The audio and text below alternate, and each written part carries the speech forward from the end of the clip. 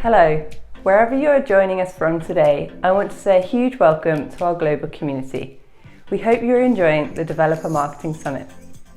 I also want to send out an extra special thank you to all our sponsors, partners, and speakers who together have made this event possible. I hope you are finding today's sessions insightful, and I want to remind you that the learnings don't stop here. If you haven't already, you can become a PMA member or upgrade to an Access All Areas Pass to benefit from unlimited access to all today's content. What's more, you can continue the conversation in the PMA's Slack community. If you aren't already a member, then hop on over and join the discussions today. And remember, this is your chance to get involved. Please share your feedback and questions in the comments section for our speakers to answer.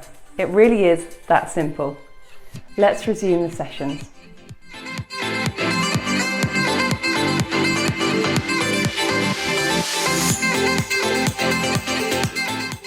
Hi everyone, I'm Talia. I'm the head of product marketing at WorkOS, and I'm super excited to talk to y'all about how to launch products to developers. So today I'm going to walk through a lot of launch basics. I think it's really important to get these down, but I also will be sprinkling in information specific to how to think about launching to developers. And I'll end today with 5 best practices specific to launching to developers. So what you'll learn, releases versus launches, why it's important to distinguish between the two, how to tier your launches, launch phases and lead times, and then how to treat your post-launch as really part of the full launch. So release versus launch. A release is engineering, product, and design driven, and it's finished product that's ready to leave the building. I think it's especially important within developer tools to have this be its own distinguished thing, because you want to have really tight iteration cycles. SaaS products often have really high product velocity on the development side, and you want to make sure that they're just not blocked by go-to-market teams. You want them to always be releasing what they have, ready to get feedback from users, and then taking that feedback and incorporating it back into the product. And the best way to do this is to really just give them their own part of the process, call it a release, have some guardrails around the difference between what happens with a release and a launch, but really give them space to work at whatever development velocity that they want. For me, I really like to make sure that releases and launch planning start at the same time so that we both are on the same page and cadence for when features and product are ready to be spoken about externally. But I always give myself at least a few week buffer between a release and a launch. This is especially useful if you slip on any release dates. It just gives you time to fix that so that you don't have to move your launch date back, because that's often a lot more impactful than moving back your release date. As with launches, you're talking to a lot of external vendors as well. You want to make sure that you're not changing things up on them. A launch is product marketing driven, it's packaged goods, and it's surrounding activities.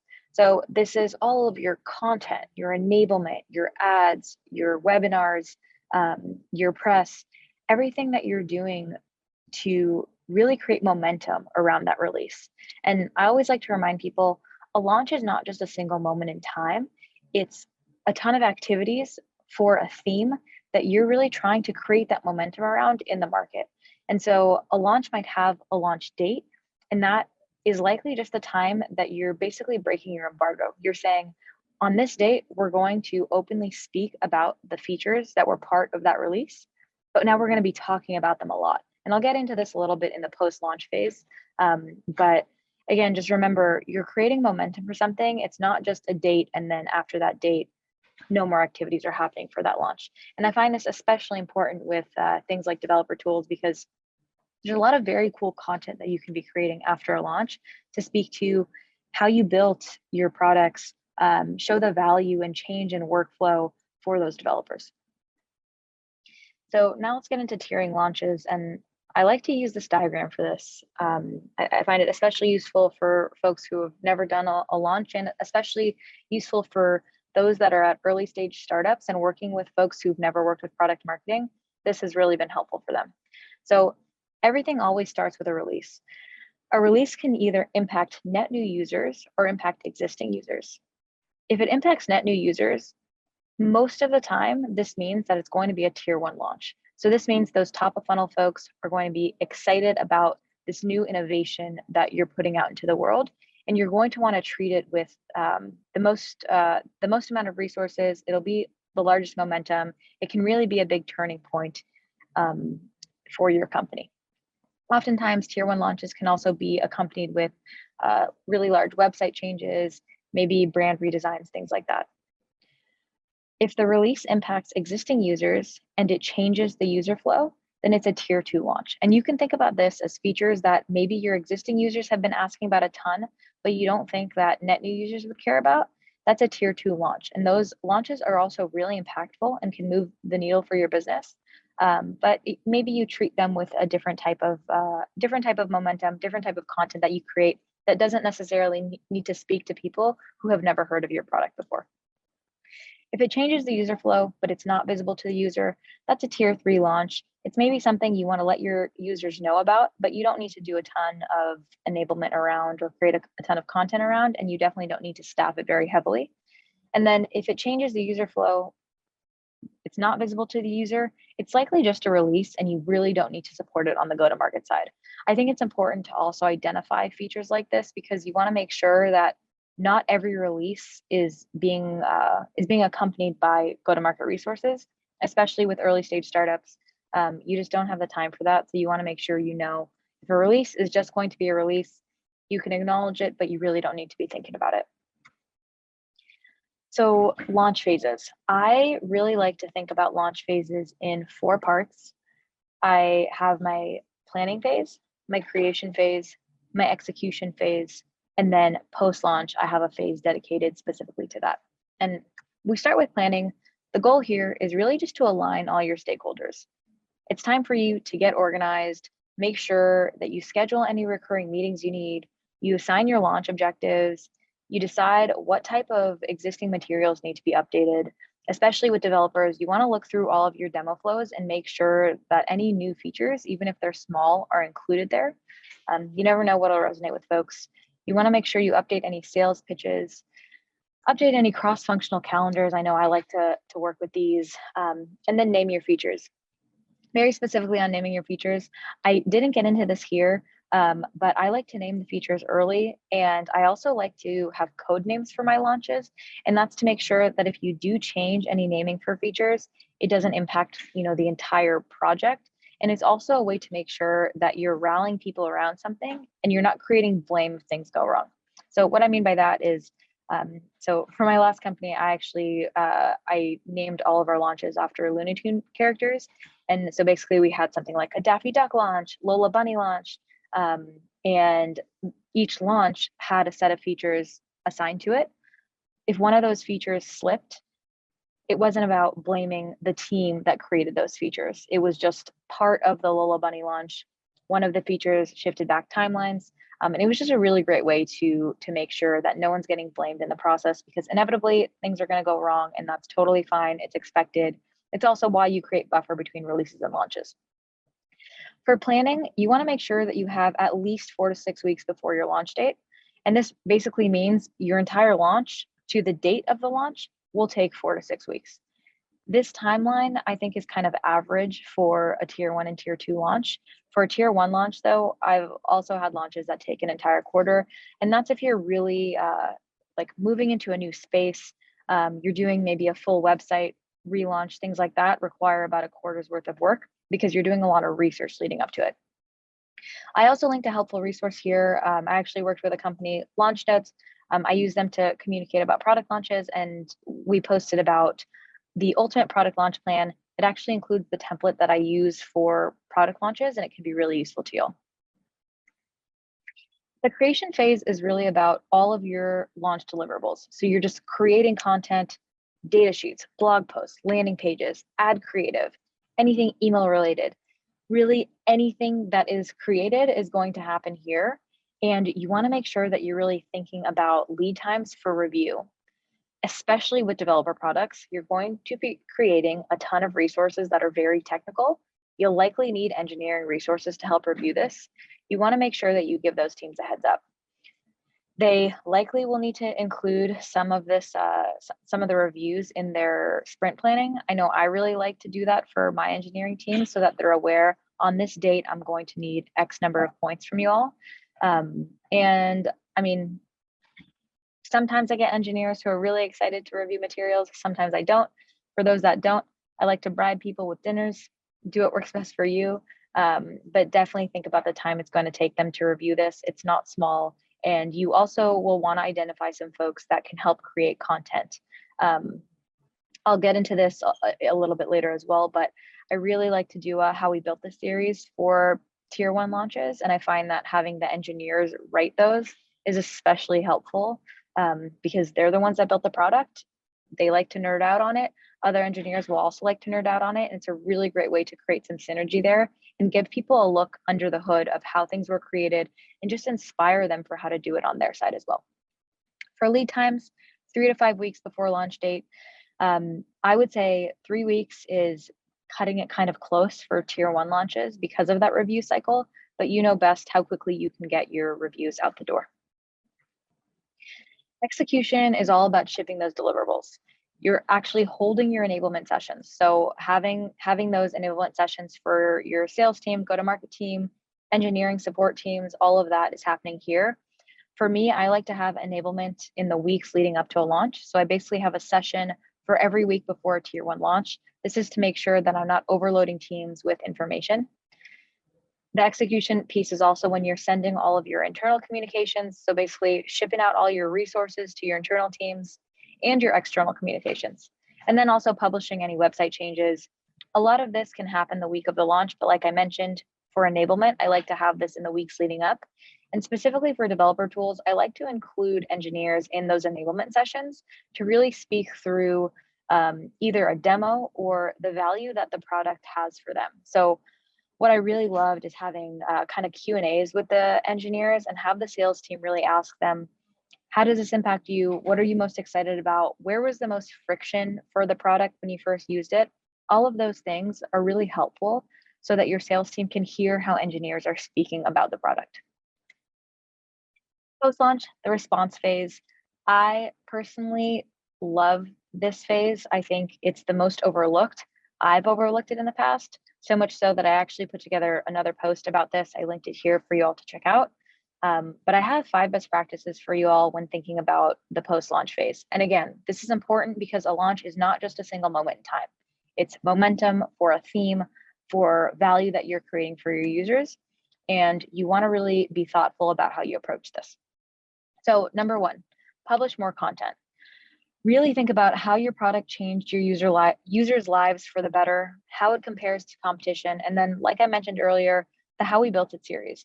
I think having a series of how we built this feature and really getting into architectural changes and decisions you made are really, really cool, especially for developers. Analyze your activities, double down on what worked. I included here a basic list of metrics that I like to have for my launches. I like to actually create dashboards for product launches and have these live before your launch so that you have a baseline to compare to. This is especially helpful when you have other stakeholders who are basically saying, we just launched, what just happened? Tell me everything. You can point them to this dashboard, but remind them that the launch is not a single moment in time. You're not going to see a crazy spike in usage the day of the launch, but you should expect to see these numbers to grow over time in maybe the 4 to 8 weeks after your launch. If they're not, think about why. There's many ways to cut these metrics. And these are just some metrics that I like for myself. They're very general. There's definitely probably some that you can think about on the product usage side. And then every tool is different. Think about what's most important to your company. Look at feedback. Really ask yourself, did this launch trigger any Twitter or Hacker News dumpster fire? What happened? This can be negative, this can be positive, but think about why those things happened and how you can either capitalize on them or what you might need to change on the product side. You want to think about any media attention that you attracted but weren't expecting. Did your support channel blow up? So are people writing in basically saying, I don't know how to use this product, I need help with documentation here? Think about where there are breaks in that workflow and what people are asking about. And this is a really good time to connect with teams, and I'll get into that in a second as well. And then again, on the customer facing team side, are they getting inundated with questions like what's going on with them? What are customers asking about? Sit in on as many demos and pitches as you can to really understand how this product and feature are landing with the market, and really think through, especially on the developer side, what are people getting hung up on? Developers really like to focus on specific pieces of workflow, and they might ask you for specific features that you hadn't launched with this launch. Think about why, and really make sure that you're getting a holistic picture of what's going on. So this is where it can get a little bit contentious. I might be in a smaller group of people who believe that you can actually validate pricing post-launch and that you should validate pricing post-launch. What I mean by this, especially with SaaS products, you're basically trying to understand at what price point people are willing to pay for different tiers of a product. It's very difficult to get information on that exact price point if you have a small group of people who are testing your product. So what I like to do is basically publish pricing in tiers. So make sure that you have your models figured out, but validate the actual numbers for those price points during your launch. So just don't be scared to basically change the numbers that you publish on your website, but make sure that you keep the tiers the same. I say this is contentious because a lot of people think you shouldn't change pricing very often. Obviously, I don't think you should be changing the models for your pricing very often, but it's okay for you to change the numbers during the launch as long as you keep it to maybe 2 to 3 times a year. These are some discovery questions you can be asking yourself. I really like to think about how much friction there is with pricing and making sure that, especially with developer tools, developers have access to all the variables they require in order to put together a pricing proposal. So what I mean by this is that, especially with dev tools, you're often charging on data, and sometimes you need developers to be able to estimate the amount of data volume that is coming out of a product in order to understand how much it's going to cost them to use yours. And this can be a little bit difficult. So you want to make sure that your pricing is as easy to understand as possible. You're not recreating the wheel with pricing. Your pricing should really never be innovative. It should be something that just flows right through procurement teams. Nobody asks questions about it. It's really easy to understand. It doesn't require a developer to plug in numbers to understand pricing. Anyone should be able to do it. This last piece, equally as important as everything else, your teams likely looked like this the entire time they were working on a launch, and you want to make sure you take a moment to breathe, retro what happened, and actually celebrate your successes and your failures. Failures are also learning, and you should celebrate that. So for this, 3 things I really like to think about. Don't iterate too fast. I think it's really easy to get bogged down in making quick changes, especially when you're looking at metrics and you've got the pressure of external teams saying, why isn't this making the impact that we need? You want to remind them that it takes time for changes to take effect. And you do want to be aware of those changes, and you want to make thoughtful decisions and react to those changes, but you don't need to iterate on everything, and you don't need to act super quickly. Have retros. I would recommend splitting this into a few meetings, especially with the number of people that are involved in launches. You want to make sure that each group of people really have time to give you the feedback and so that you can organize around it. And then do something special for all those teams. I know for me, I like to give people gift cards for dinners. I send them special care packages. I really make sure that everyone feels like they're an important part of the launch and know that they should take time to relax as well. So now let's get into 5 best practices when launching to developers. This is not a comprehensive list. I'll go into these pretty briefly, but I want to make sure that everyone just has an idea of how to think specifically about developers in addition to what I mentioned throughout this presentation. So skip the press release.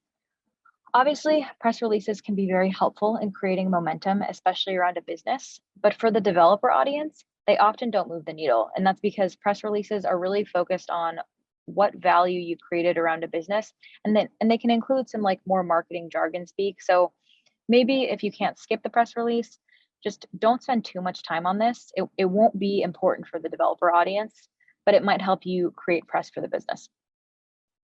Invest in high fidelity demos. This is super, super important. I think, especially for developers, they like to see what it is that they're actually using. And especially if you're releasing any features that are maybe in beta or you're doing any marketing ahead, Having high fidelity demos that show developers exactly how the product is used and it's really sleek can go a really long way. Precision matters. This one, I think a lot of GTM teams can get hung up on, especially if you don't have more technical folks on your go-to-market teams.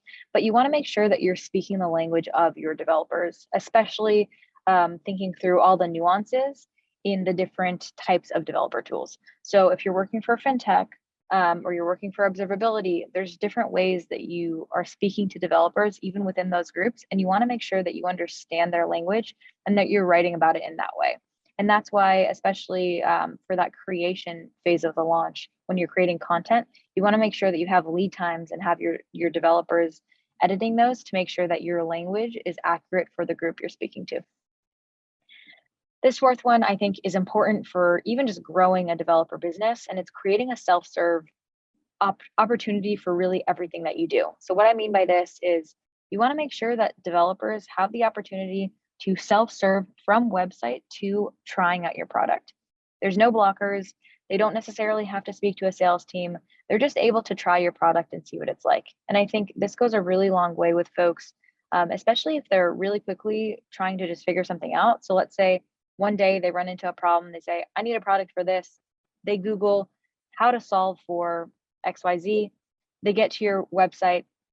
They maybe read some docs. They sign up. They're able to really quickly trial the product and see, okay, this could really solve my use case.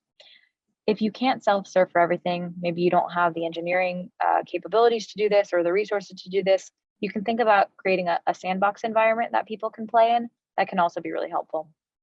And then the fifth one, plug into their ecosystem. You can think about how to partner with other products that they're using. And this can be especially useful when you're kind of repackaging features. Think about how to maybe get some distribution across partners.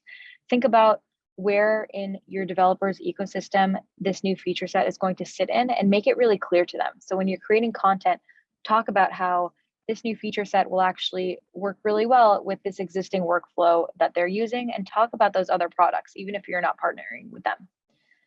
So these are 5 things that I really like to think about. There's a long list of things that you can really be thoughtful about when marketing to developers, but these 5 things can really help you just focus those resources. So I spoke about a lot of things today. I hope they were really helpful for you all. I really love hearing from people, especially those working in developer tools, about what's working for them and if my resources were helpful to you all. So feel free to connect with me. This is my email. Drop me any questions. And I was really excited to be here and chatting with you all today. So thanks for your time and hope this helped.